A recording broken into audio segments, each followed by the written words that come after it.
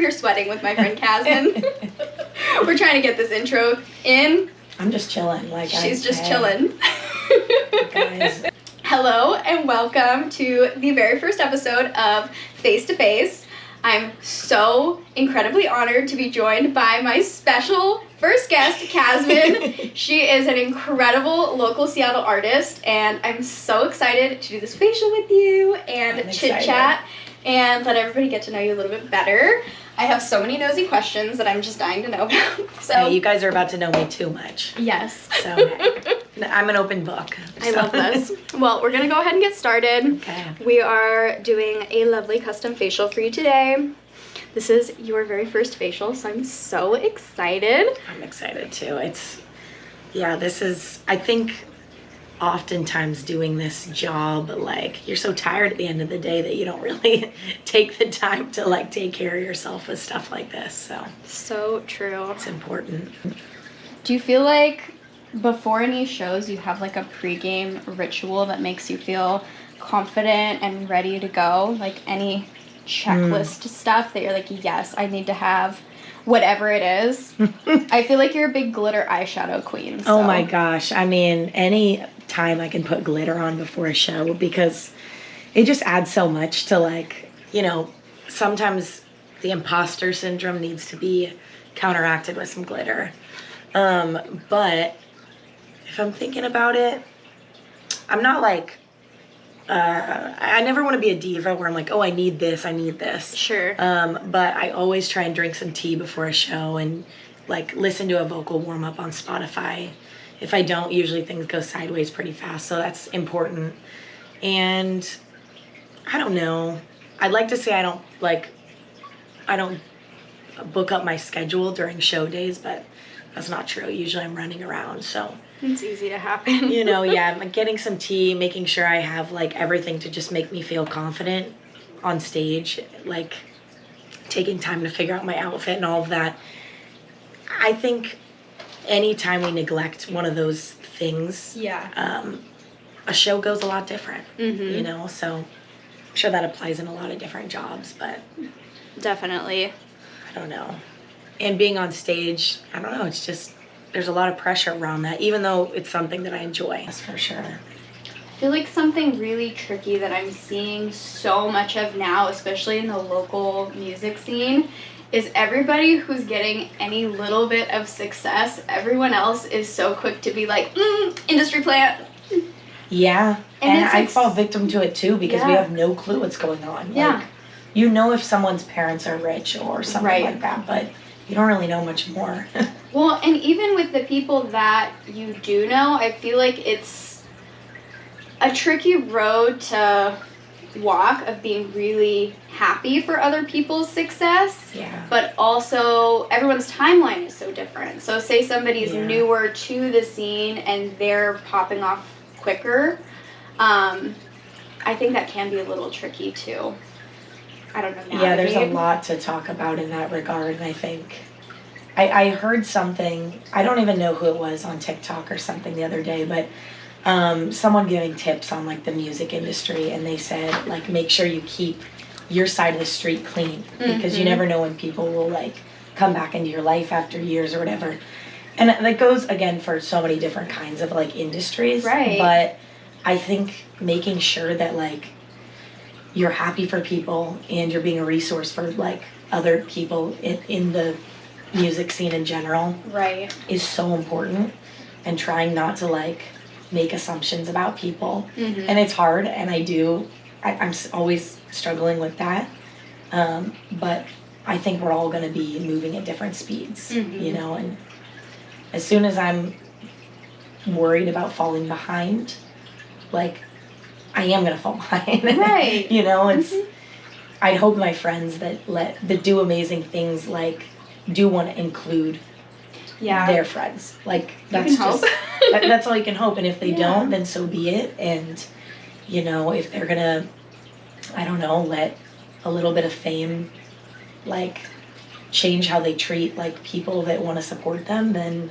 that's their journey. Yeah, that's their own choice, and you just act, like, accordingly.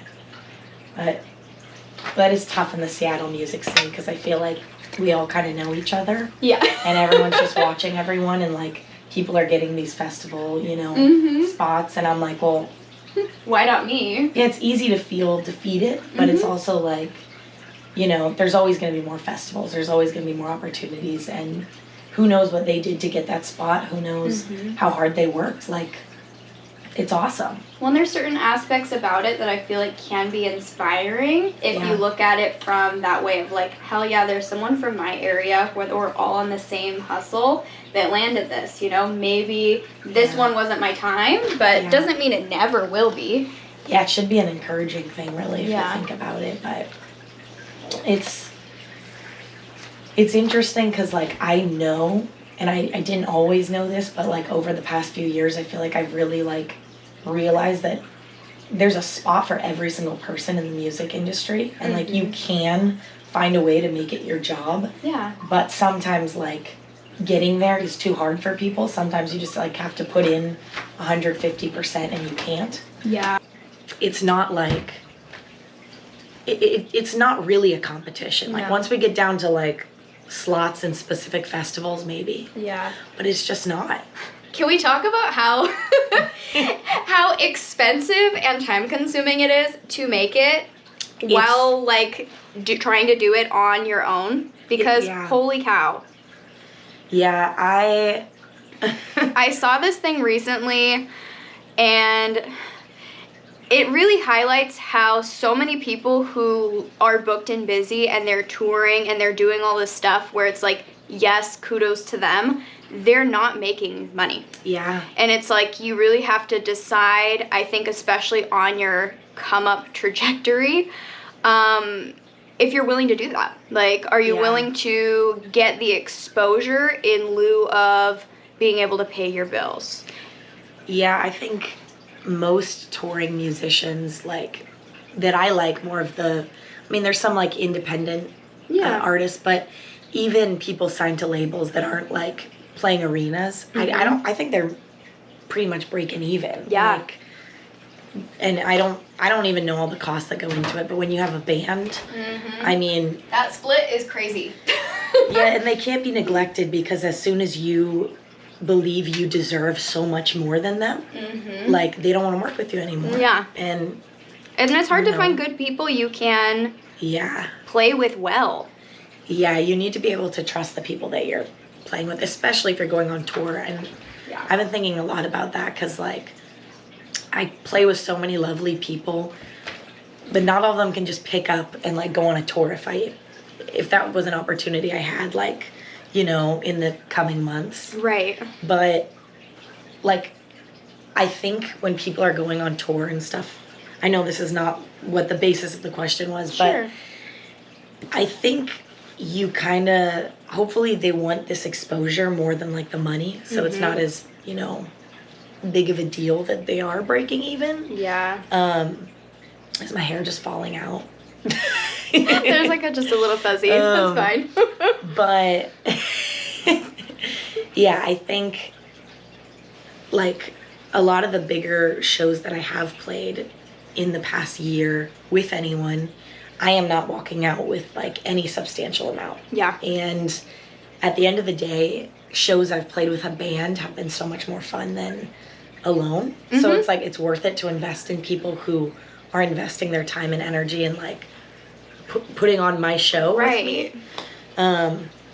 But of course, every other thing, like traveling for your shows and equipment that you need, and it adds up so quick. And recording, like, I mean, of course there's lots of people that can record in their house, and that's awesome, but there is reasons that going to the studio is so expensive, and because it's usually, like, much higher quality, and you have to buck up. Yeah.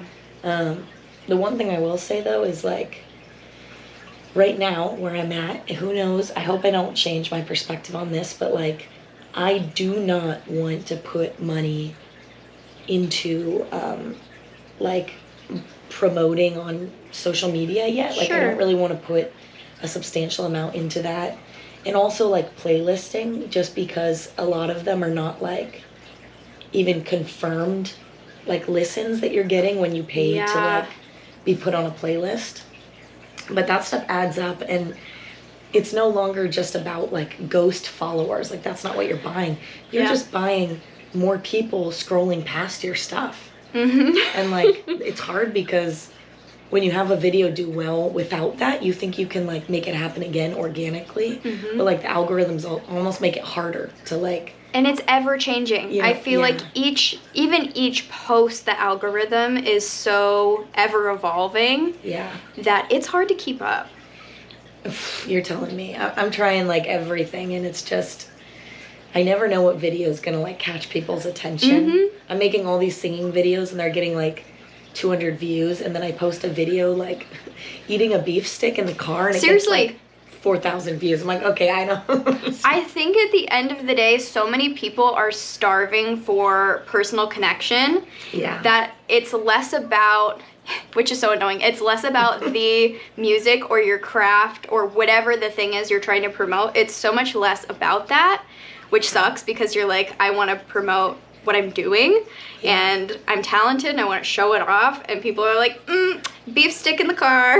Okay, and I'm like, if they like that, then sure, follow me or for that. Right. And then you get everything else. But it's like, it's not like that video was even a trend or anything. No. Like, that's the weird part, because I'm doing all these trends all the time too, and those aren't even hitting the algorithm. And I mean, you know, you can't do all the serious stuff anymore. Like you really have to have a mix.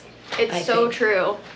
Unless I had really, really quality content, and it's just me and my my ring light right now, you know. So I haven't had a lot of people. I don't know if I've met people in person from like online. I'd have to think about it, maybe, but more so like.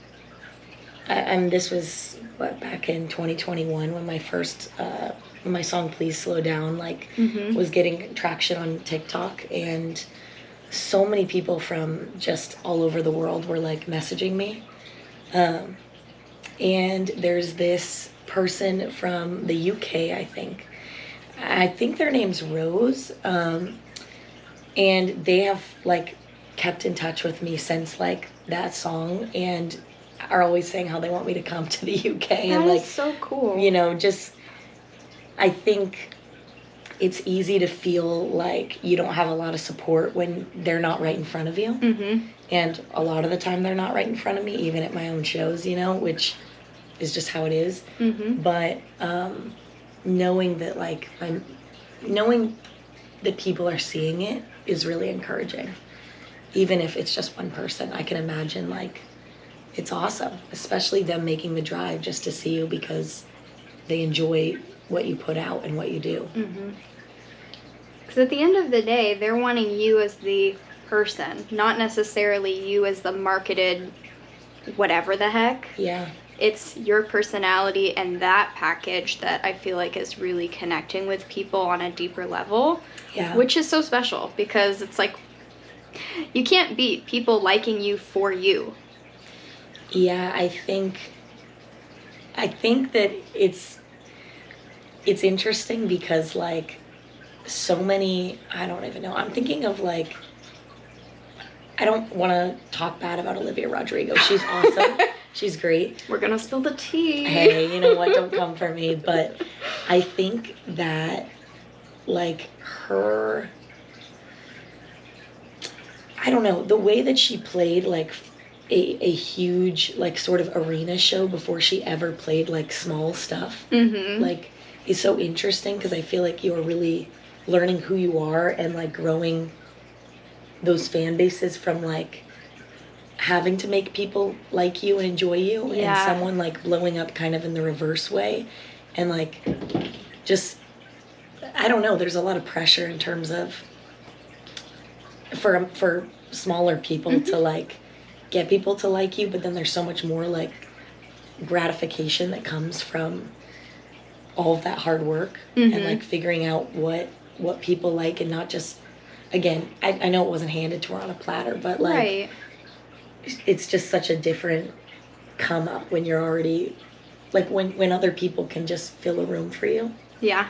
But I'm thinking it's like it's so hard to like talk and also like have my eyes closed because I keep like I have some people who look at me in the eyes the entire time and I'm just like massaging their face and we just have like direct eye contact having a conversation. There's a select few and I'm like, this is a little weird, but whatever. I'm trying to not let, like, I'm losing perception of like how far away you are from me, and then I'm opening my eyes now. Right I'm here. Slowly drifting into facial world as we speak. You're just moving further and further away.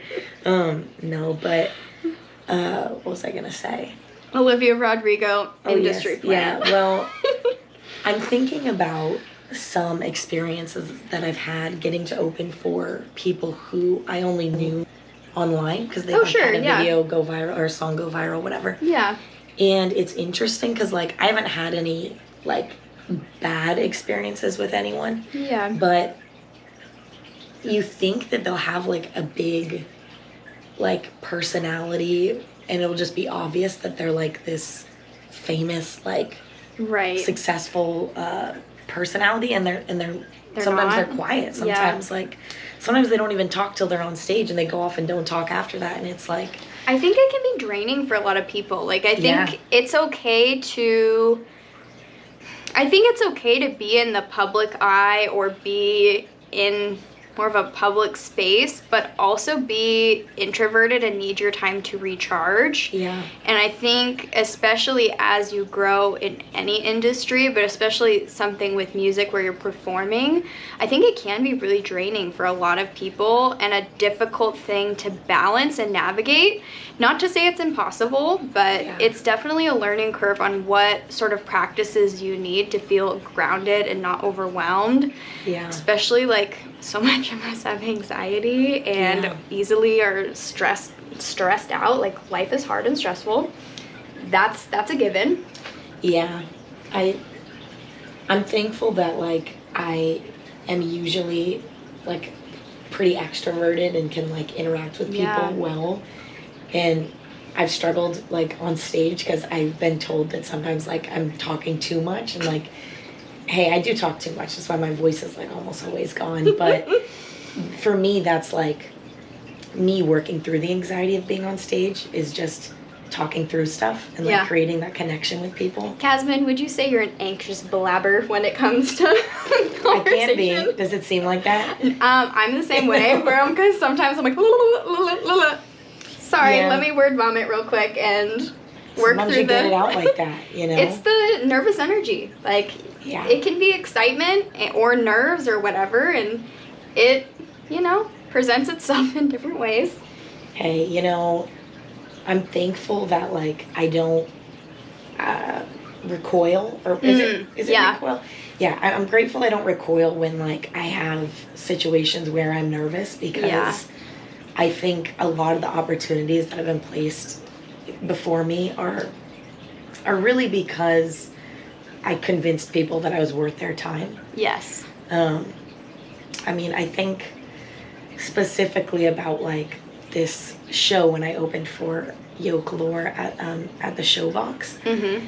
And when I saw that there was no opener on his Instagram, I messaged him, but I was like, this guy's not going to respond to me because I'm sure he gets a lot of people. Yeah. I'm sure like maybe a manager is like on his account. Like, sure.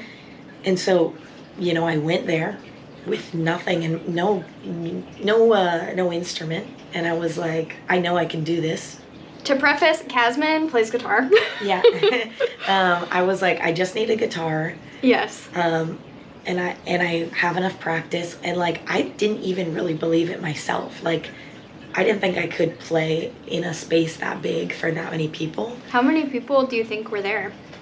They said that it was a sold out night and they can fit like 1,200 people in it. Holy cow. So I was like, okay, I'm gonna like, I was trying not to poop my pants just thinking about it. I was so anxious once it was actually happening. Mm-hmm. But like I didn't even have the chance to be anxious during it. Yeah. Because I'm like, or like during, I guess, the convincing part of it. Because as soon as I seemed anxious, they would have chose someone else. Yeah. Well, and you were prepared for that moment. Like, I didn't know I was, but you killed it. hell, you do a million facials to be able to do that one with someone big, in theory, you know, like, I don't know, that's not a good metaphor, but...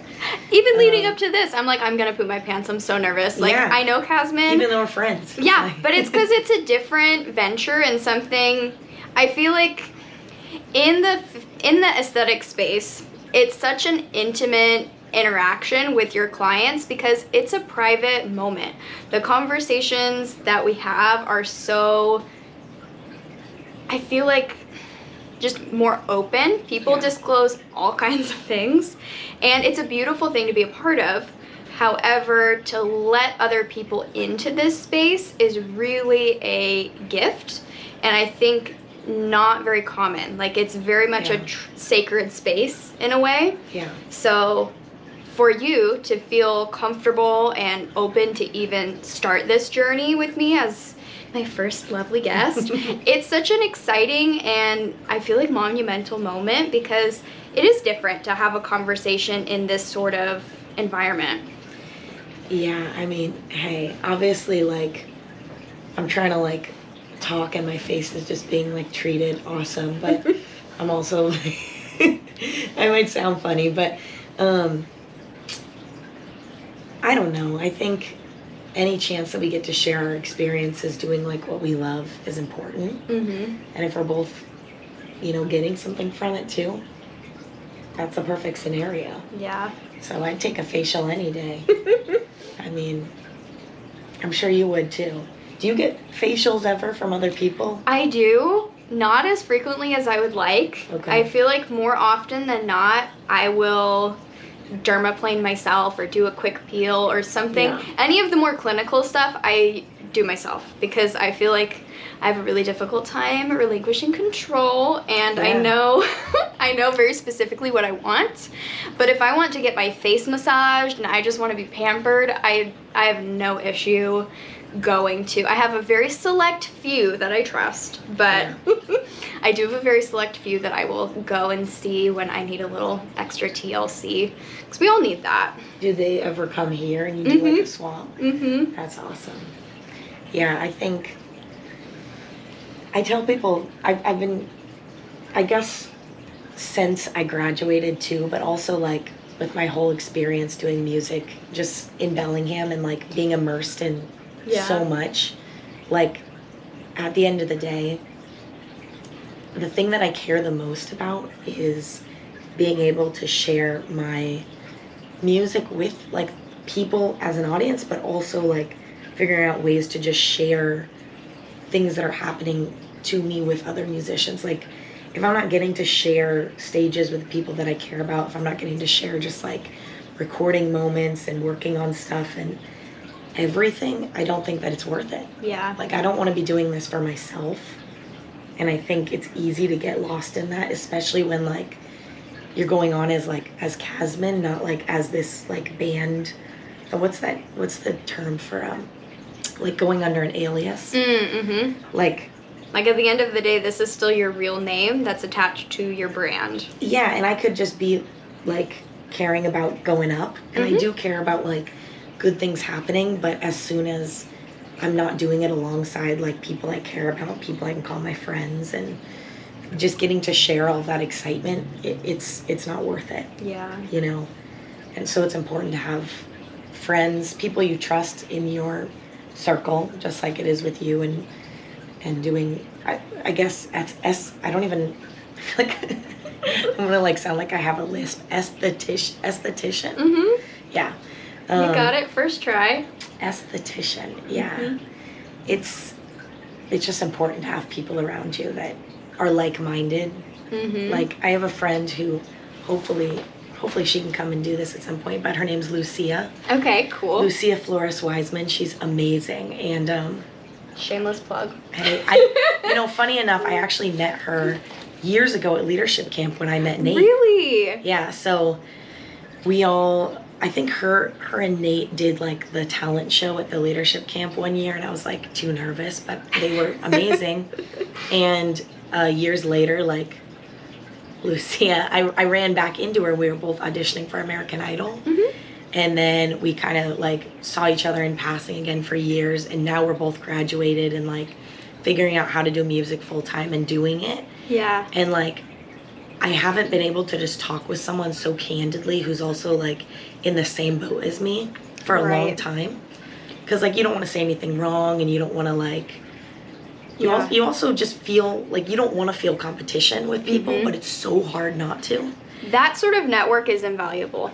Yeah, and it's rare that you really find someone like, she came over to my house yesterday, and we were just talking about how like you can love people in like your scene, you can work on stuff with them, whatever, but it's really hard to trust people like fully. And I feel like Nate, Lucia, I can name a few other people, but like it's rare that you can work on something with them and you don't think they're going to turn around and like take more of the credit than you, or like not include you in things. Right. Like it is invaluable to find people that just want to support you and build you up, and then all you want to do in return is build them up. Exactly. I have a select few on my side as well, and it's like tricky because you want to be able to support people in your community and you want to show you know, that love and acknowledgement, but you also, it happens all the time. People will steal credit or steal your idea. So having people you can actually bounce ideas off of, and they'd be like, that's really cool, or I want to be a part of that and support you in some way. Yeah. And you can return it.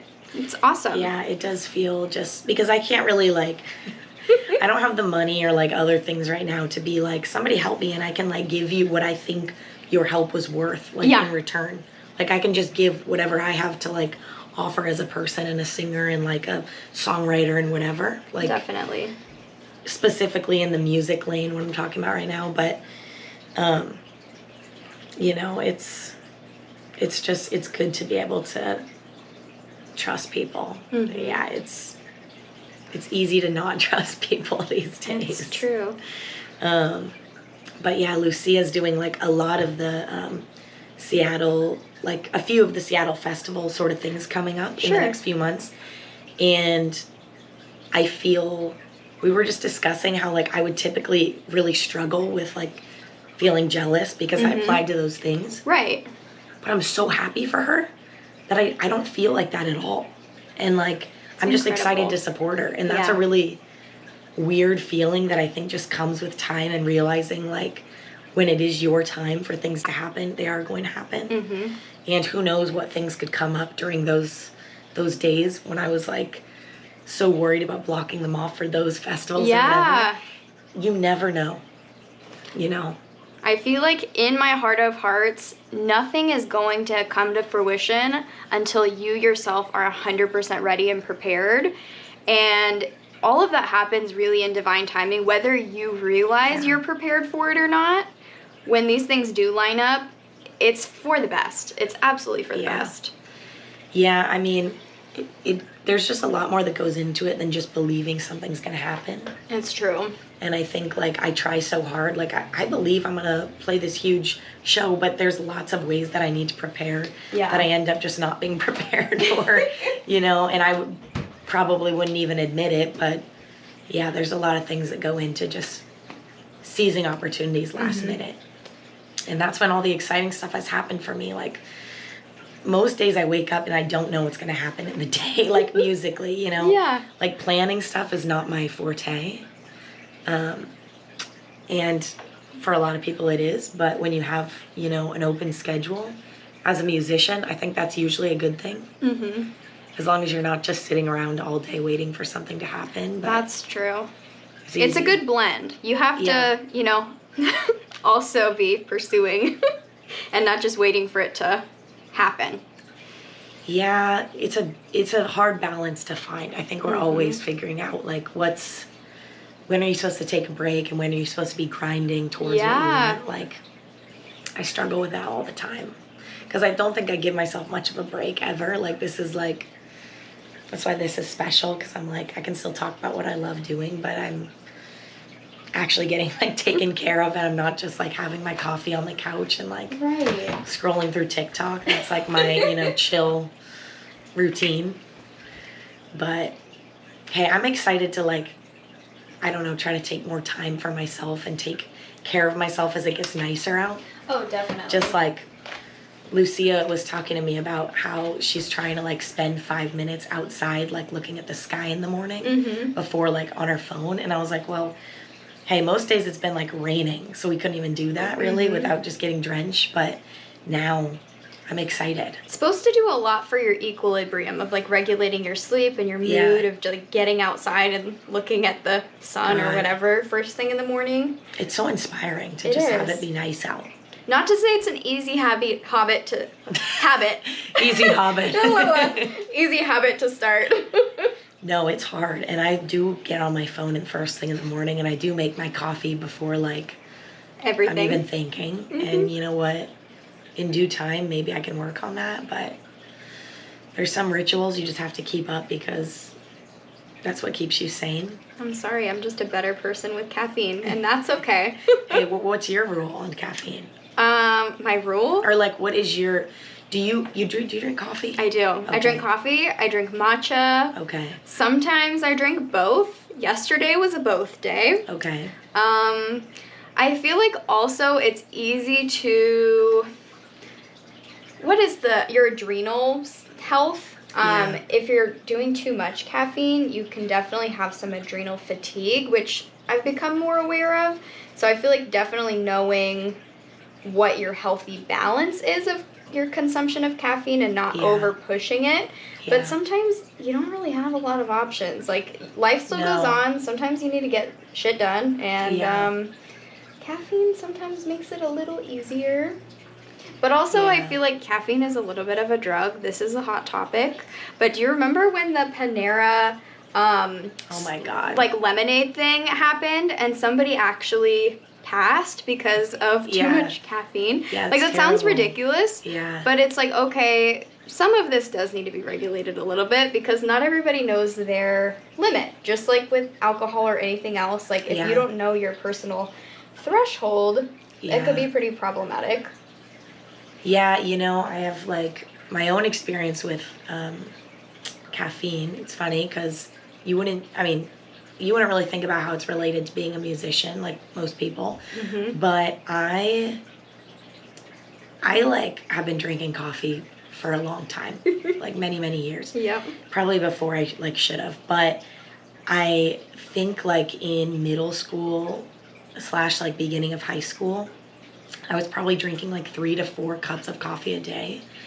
And because I just like the taste, like like nowadays I could just drink decaf every morning, and I feel like it would probably do like a very similar thing to the like caffeinated, just because like it's the taste that kind of tricks my brain into being like, okay, you gotta wake up. Yeah. Maybe I'm crazy, but yeah. This is very Seattle. Hey, yeah, and it's not the Starbucks coffee. It's just freaking, it's real like, coffee. Cheap, like whatever, instant coffee, whatever. Sure. But when I was drinking like 4 of them a day, I was constantly losing my voice and...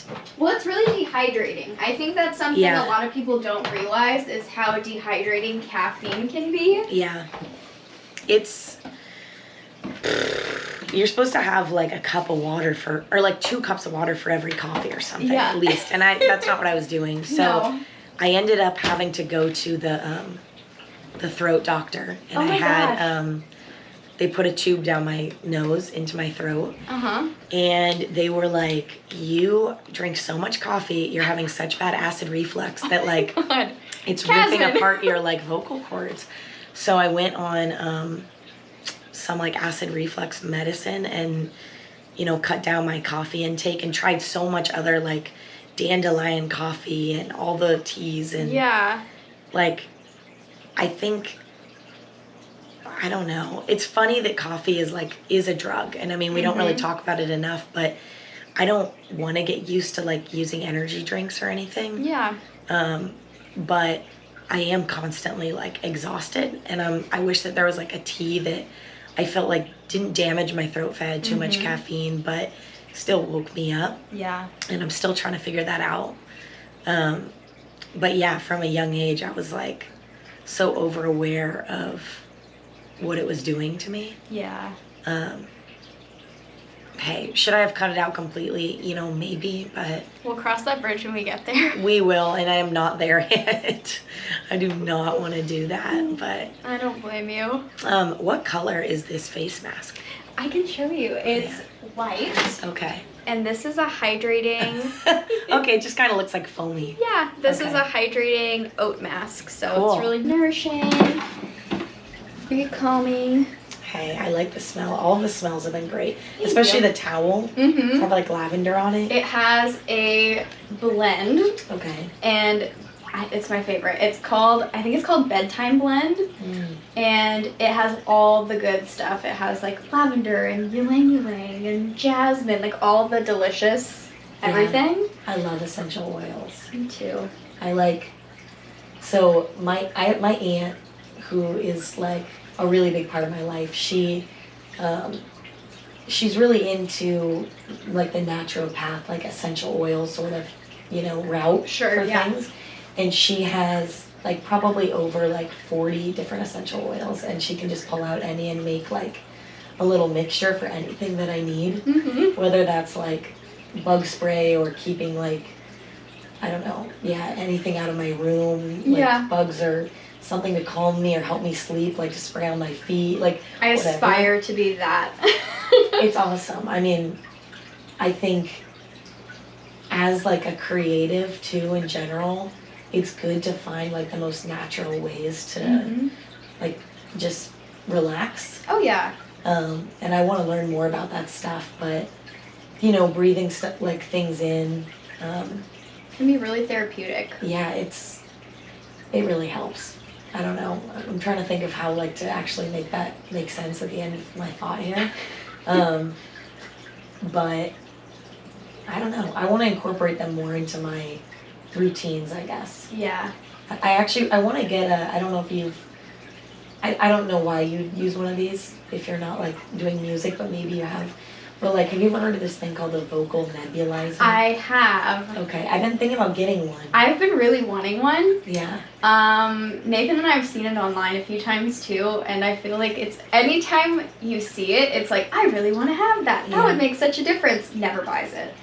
Yeah, I just think like I want to get one. Okay, this is like, they're really expensive if they're not from Amazon. How much are they? Like, I see a lot of them that are like $100 or more off Amazon. Okay. But then the ones on Amazon are like, $30 to $50. And it might be sketchy. Like, the reviews are so mixed. Okay. Like, I see like hundreds of reviews that say it's awesome, and then I go to the 1-star, and it's like, oh, this lit on fire when I was charging it. And I'm like, oh my god, like... This is giving don't sleep with your vape under your pillow vibes. This is giving, like, this is supposed to help my voice and it might kill me, like... Danger, danger. I just... I bought it off Amazon. I didn't know. I'm just a girl. Yeah. Hey, you can't spend, like, a ton of money on these things and not knowing if they're going to work. No. So... Yeah. I don't know, but it is interesting, because I could just put a bowl of hot water over my face, too. Keep me posted. I'm going to have to. Because I'm thinking, too, not so much now, but when I was teaching, I didn't anticipate the amount of vocal strain I'd have, and I was losing my voice all the time, because you're talking or you're trying to project, and it's like all day, 10 hours of constant projecting. Yeah. And it can take a big toll, and I'm like, well, this could not just damage my voice, it could damage everything else. What do you do? Like... Yeah, I mean, I'm terrible at this conversation, because I think, like, if I were to go, I'm going to say, work on the manifesting and say when I am opening for someone on tour, I will in fact have a nebulizer. I will need that, and I will need someone probably that's going to, like, keep me in check and tell me when to shut up in the nicest way, because, like, all I want to do is talk to people and, like, build those connections, but I also, like, really need to be aware, because talking takes such a toll on my voice. I think I just talk in my lower register, and it just... fries it. It fries it, yeah, and hey, right now it's fine, I can manage, but in the long haul, I don't know how people are able to sing every other night on a tour for months. Like, 2 shows a week will just, like, trash my voice. I think vocal endurance is such a thing. Yeah. And it doesn't happen overnight. Yeah. Have you seen those videos of, is it Pink, like, running and singing? Yeah. Oh my god, she does her all the on the aerial acrobats on her. silk. Yeah. I'm like, girl, get it. And she she's like a sounds great. mom and like killing it. She's absolutely killing it. Yeah, that's, I want to say that's what I aspire to be, but God knows, like, I can't run because my knees are like metal. Thank you for that. Yeah, and two, like, I'm not going to be on the aerial silk anytime soon, but I do think, like, building up that endurance is important, like singing and moving. I think there's other ways to do that. Okay, I love going to the pool at the gym. Yeah. I meet so many cool old people, and they're very chatty. I feel like I could totally see you running laps in the pool, just, like, singing with the... I need to get one of those, like, water headphones pool. Or something, but I'm scared of I've those, seen them, and they look really cool. I realize not everybody wants to have a conversation at the gym, so I try and, like, control myself. But I did see someone the other day with them, and I almost asked for a full-blown review, but they looked like they were kind of in their own, you know, in their own world. So I'm like, okay, I'll leave them alone. Well, but those when look you really were swimming? cool. Yeah, I was like, oh, those are really cool. I almost, like, wanted to be like, hey, where did you get those? Do you like them? How much were they? Yeah, well, it just doesn't make sense how they work, because I'm like... Because they, like, sit on top. They don't go in. Oh, and are they really tight? They, like, hook over your ear, and then they rest on top. And I think it has something to do with, like, the vibration. There's, like, some way it works through... It sounds so weird. Like, through your skull or something. Interesting. Yeah. Well, I feel like I could swim a lot longer if I had that. Okay, I'm going to start removing your mask. Okay. But I'm dying to know about the American Idol teeth because, again, my perspective is a little skewed because I haven't been on it. Yeah. You have. For a little bit, but yeah, I mean, I can tell you, like... Like, is there any... What's the conspiracy, I guess? Like, does it seem how it is on TV? Does it feel way different? Do you feel like, oh my gosh, they didn't feed us, we were so exhausted? Like, what's the vibe? Well, I think,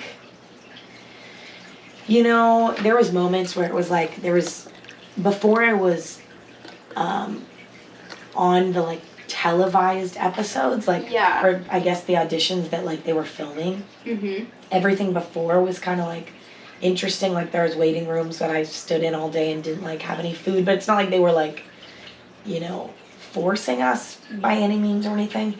But I think for me, the main, like, problem with that show, and I did enjoy parts of it, but I think, like, what differs from, like, The Voice, per se, is I feel like there's this authenticity that is, like, lacking on American Idol, especially as, like, they're inviting more influencers on. Which wasn't happening during my season. Like, they had just rebooted American Idol. I think it was, like, the first or second reboot with, like, Lionel Richie and Katy Perry and Luke Bryan. So I think they were still, like, really just trying to figure out how to, like, make the show as best as it could be with new judges and stuff. Yeah. And I guess TikTok was, like, smaller and all of that. I don't even know if TikTok was a thing. Was it in 2018, maybe? I don't know. It might have been called something else. Yeah. So remember it was, like, Musical.ly or something else? Oh, yeah, it could have been. Yeah. Right. But yeah, nowadays I feel like it's just, there's a lot of people that you know they're putting that person through, even if they're, like, not that great, but they have an influence, like, they have a following. When I did it, I had not, like, I didn't even play shows before that. Like, I don't even know why they put me as far as they did, like, I'll be frank, because I didn't really give them much to work with. Like, I think, I'd like to think it was my determination and, like, believing in myself that got me as far as I did, because I didn't know how to play guitar. I knew, like, 4 chords on the ukulele. Like, I kind of just finessed my way through. Yeah. But, I mean, there's a lot I could say. There's a lot of producer rounds before you're ever on the show. And so I auditioned in Bellevue, like, just in line with everyone else, like, 4 a.m, thousands of people in line. Jeez, okay. And once you make it past that, like, 15 people make it in, like, Bellevue or something. Then they can either send you to, like, a few different places, California, Colorado, or you'll do, like, another round with different producers. And it's still not the judges in the room. Still not the judges. And, like, when I was in Bellevue, I did like 3 auditions in one day with different rooms and like sort of went up in the rankings. Jeez, okay. They send a video of you singing to like producers in California, and if you make it past that, then you go to the next round of producers. If you make it past that, then you go to, there's like 4 or 5 different like places where the actual judges will be. Okay. And you go to one of those and do an actual like recorded, filmed audition. Okay. So it was after like, it's after 2 to 3 different like trips of auditioning for producers that you actually get to go in front of the judges. And the first judges round still isn't paid either. So like you have to find a way to get there. And mine was in Idaho, so we drove. And then once you get past that, like that's when they say like you're going to Hollywood, and then they'll pay for you. Okay. So anyways, that's just interesting in terms of like people don't know that like you have to put a lot of money and time into like even getting considered to be in front of the judges. Like you don't just work up the nerve to show up and there's famous people. Because that's kind of how it seems. Like when it's televised, it's like you just show up, but there's so much more. They don't tell you anything about the people. You know, like I had no idea before I tried out, and I had no idea that like there is so many people that audition in front of the judges, and most of them don't even get aired. Yeah. Like you think, oh, that's a lot of people that the judges have to listen to. Oh no, they listen to a lot more than that. Mm-hmm. But, and even on that, like you do 2 to 3 songs in front of those judges, and they just cut it to make it look like you sang 1 song in front of them. Okay. So that's crazy too. That is crazy. And I also think the judges have like stuff written down on the paper in front of them, obviously. And I personally think for the people that are gonna go through regardless because they're following or whatever, like they probably have that written. I mean, I don't know, like I can only guess. Or like automatic yes. Yeah, exactly. Like who knows what, because it just, at the end of the day, a lot of it is staged, you know, and like. Well, I guess at the end of the day, knowing what you know now with your bit of experience with it. Yeah.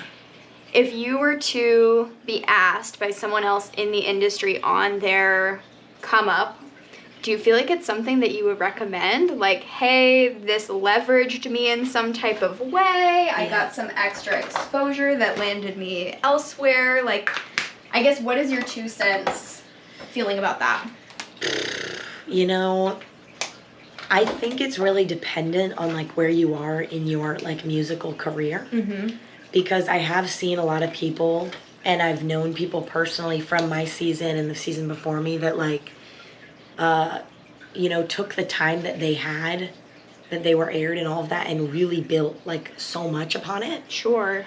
And for me, like I had nothing to build off of, because even though I had 4 judges like aired auditions or whatever, rounds, they didn't air any of it. So like all I got was experience for myself and like to keep in my brain. Yeah. And I don't have any to show anyone, and that's okay, because I was not in the place where like I really could build off anything. I didn't have like music out. I don't think I didn't have like any show experience or anything. I think if people do, then it's really good to like potentially get that platform to be able to reach more people. Sure. But you also need to be in these like prime circumstances where you can like take months off of what you're doing to travel. Yeah. And I was like doing Running Start my senior year of high school. It was like the perfect scenario. Like I could just go away and get everything done still and be in school like online and whatever. But that doesn't happen for most people. Like you're not getting paid. Like it's, unless you get further on, I think, and maybe they give you something, but, or maybe they just pay for you to be staying there. Sure. But like you don't have to worry about your accommodations, but you're not necessarily getting a paycheck. Yeah, you're not promised anything. Yeah. And like also until you get to like these live rounds, you have no clue if like anything that you did, any B-roll, like I did an interview with Ryan Seacrest. I did so much B-roll with my dad. Like they made me and my dad run across this bridge like back and forth for an hour with my golden ticket. None of that was aired and none of it was used. And like, did they send you a little USB drive? Like, here's I wish. They're not. They're like we can't even do that. So like, oh my gosh. You wait and you watch all the episodes you could be on, and like sometimes they'll tell you if you might be on it. Yeah. But like, that's how they get more views too. No, exactly. They're just like, I had watch parties and I was not even in it. you know? And I was like, I remember that moment. Oh I was in the gosh. background. I was But, there.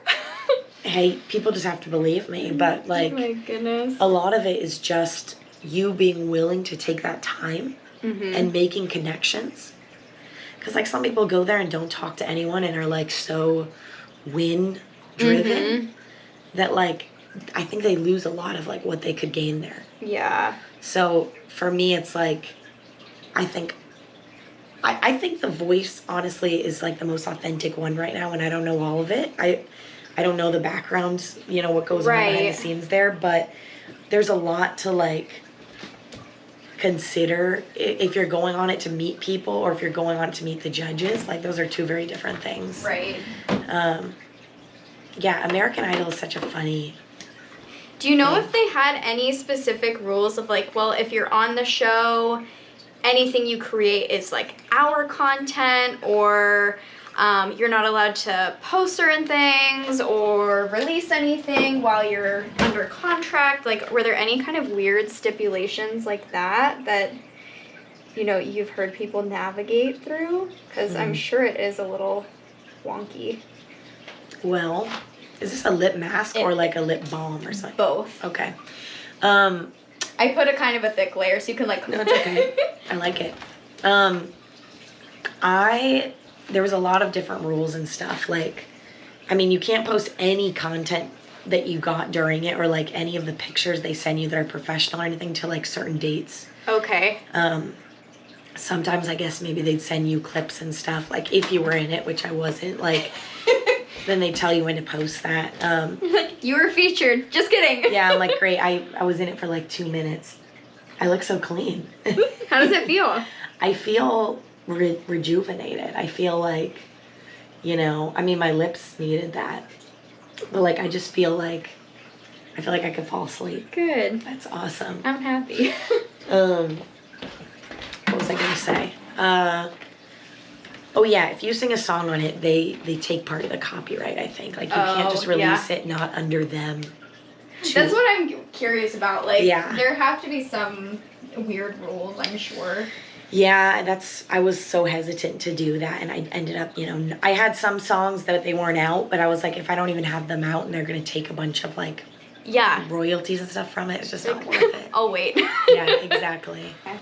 Well, your skin looks beautiful. How's everything feeling? It feels great. It feels awesome. I feel pampered. Thanks so much for joining me. Of course. I'm honored again that you were my first special guest. I will give you a few minutes to get changed, get situated, and we will regroup for some tea time. Okay. Tea time. Okay, so Kasmin, I was doing a little refresh on your Spotify on the way over here because I'm like, okay, we have to highlight some of your music, obviously. I have to say, I feel very, very fortunate that I've gotten to hear all of your songs for the first time live before hearing them on Spotify, so I feel like that's a very special experience. But Our Demise is my fave. Thank you. It's my absolute fave. And I feel like as I was on my way over here today, kind of working my way from there to current, there is a little bit of a story that unfolds. It's kind of giving, in a sense, like you're playing for the girls. It's very Renee Rapp, like we're gonna talk about our exes, we're gonna talk about all the history, but it's also, in a sense, kind of Adele of like each year there's a different milestone that's happening, and it's all so different, but it's still connected. So I'm curious if you're willing to share a little snippet about maybe what had inspired some of those moments, because I feel like it's very relatable for a lot of us, especially myself. So I'm just curious, like, is there anything that connects while you're writing these projects that you're like, okay, maybe this is inspiration or this is like legit what happened? Yeah. Well, I appreciate you doing your research on my stuff and also listening to it, of course. I think that I've written about a lot of things in my life, and I tried to fight like the idea that I was writing about like romantic relationships for a long time, but I'm like, that's what I like writing about most of the time. I was in a relationship for a few years when I was younger, and I didn't know what I was doing, and I loved music, and that was the way that I was expressing myself. And so a lot of the songs, like Our Demise and other ones I haven't released but I've been playing for years at my shows, are about like that experience. And in a weird way, like knowing that I was so young that it wasn't gonna last, which is like not a great way to be thinking about a relationship. And I've grown over the past few years, definitely going away to school and meeting new people and like being out of this sort of bubble I was in growing up on the East Side. And I realized like there's a lot of people that I'm gonna love in a lot of different ways, and that's like where my song Seasonal Lovers came from, because I was like, I really just want to experience things with someone new, and who knows if it's gonna last. And then I recorded my song More to Love that I have most recently put out years ago, I think maybe in 2022, right after my breakup with this first guy. And it was the first real relationship I had ever really been in. And for some reason, something had clicked in that moment. And I didn't want to share it with people yet. But, like, I had just recorded that sort of for myself. This idea that, like, I want one day to be okay supporting each other and being, like, not hating each other, basically. You know, like, it's so easy to, like, write hate songs. I could easily write those all day. But I want my music to, like, I want it to leave people thinking. I want it to, like, somehow be uplifting, even if, like, it's about something that is hard and challenging. And I think for me, like, Our Demise is about hoping that your ex treats the next person in all the ways they couldn't treat you. More to Love is about hoping that one day my ex is, in theory, I don't really know if I want this, but, like, in the crowd, like, metaphorically just, like, supporting me and being, like, on my side. And funny enough, this is, I guess, a little bit of, like, tea, but I recently heard that someone I know maybe had sent, like, one of my songs, or, like, that he was listening to one of my songs to my ex. And he was like, oh, she's great. Like, you should listen to her. And I was like, oh, my God. Full circle moment. Like, that's awesome because, like, I hope that none of it seems spiteful. Like, it's just me figuring stuff out, and I try to leave it unbiased. It doesn't seem spiteful. I feel like, in a way, it seems like it's coming from a place of, I've acknowledged what's happened, I've kind of healed and dealt with the emotions, and now I can publicly work through that in a creative space. And I feel like songwriting is such a powerful tool for that, where you can really uncover and heal different aspects that might have been painful and still painful, but you can work through it in a different way. And I feel like I have some music, like triggering music, where you're like, okay, this reminds me of this moment in time. And I think it can, in a sense, be healthy to revisit that time to time and feel those things, but also appreciate the growth and the journey that you are to this moment, in that, you know, middle ground. Do you feel like you have any songs or artists or even anything you've written that kind of re-trigger that, of like, okay, this really makes me think, or I really have to work through some of these emotions as I'm listening to this, but it's therapeutic at the end of the day? I mean, hey, I, like, start songs and can't finish them all the time because they're not even just, like, a writer's block, which happens, but also, like, I think I've tried to write songs that aren't related to me at all, and it comes, like, with ease when I know, like, if you tell me write a song about heartbreak, I could write a cliche song that isn't related to me very fast. But when things are about me, like, not all of it has to be true. Like, you can do anything in songwriting. Right. But I want to be so honest about how I'm feeling, and sometimes I don't feel happy with a person. Sometimes I do feel, like, spiteful in theory. And I'm like, I could easily finish this song and it would be it wouldn't look great for them. And honestly, it wouldn't look great for me because, like, I'm trying to use any chance I have, any platform I have, anything to, like, inspire people to want to be better, to want to have conversations, whatever it may be. So sometimes I'm like, I have to stop writing this song because I could just write this song blaming you for 3 minutes, and I'm going to look back on it and think, like, would I like that if someone wrote that about me? I don't know. Like, how can I make this introspective and still explain what happened, but not put anyone, like, in a bad light? Right. If that makes sense. Yeah, I think the cool thing about songwriting is that, like, there's no right answer, you know, and there's no way to do it to hit any algorithm, hit anybody specifically. Like, right. all you can do is just reach deep and figure out, like, what works best for you. And I'm still constantly figuring that out. And, like, honestly, it's funny that you like Our Demise because, like, I haven't played that, like, at my shows for a really, really long time. Mm-hmm.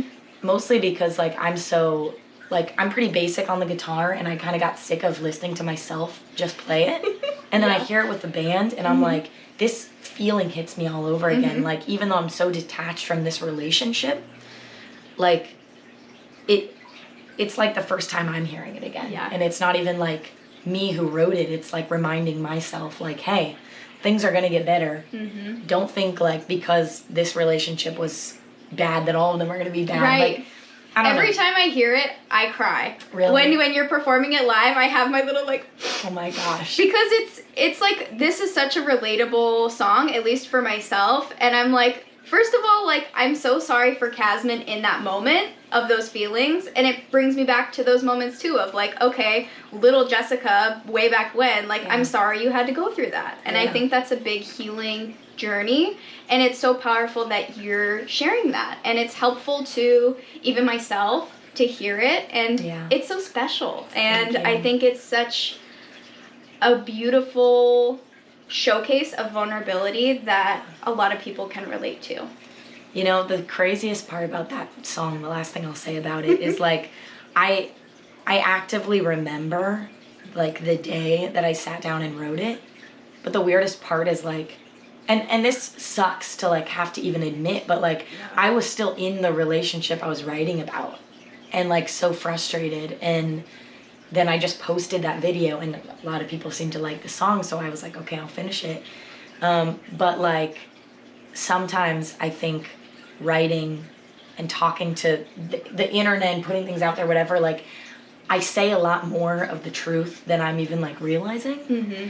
And I think as soon as I start to write things for other people and put that out, like, as much as I want to appease people, I think it's going to take away from, like, what music does for me and, like, how I can continue to do it every day because it's, like, this form of therapy. Mm-hmm.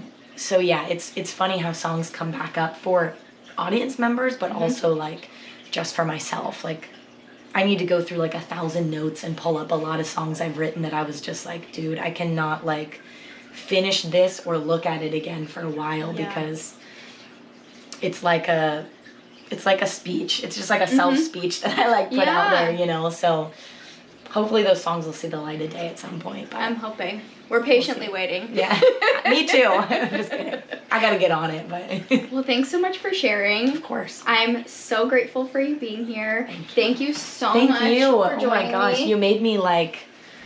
Guys, my hair looks like this because she took care of me.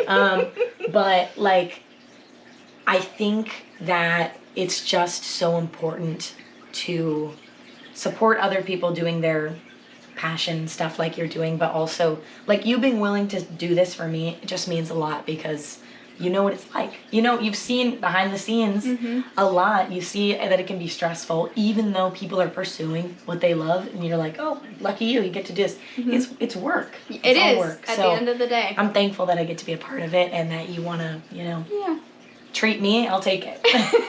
And I'm excited to see you do it with more people. Thank you. Yeah. I'm excited. This was a perfect first episode. Yes, it was. Cheers to that. Yes. Well, join us next week. We're going to have a new special guest, and I'm excited to see where this journey takes us in season 1. All right. We'll see you soon.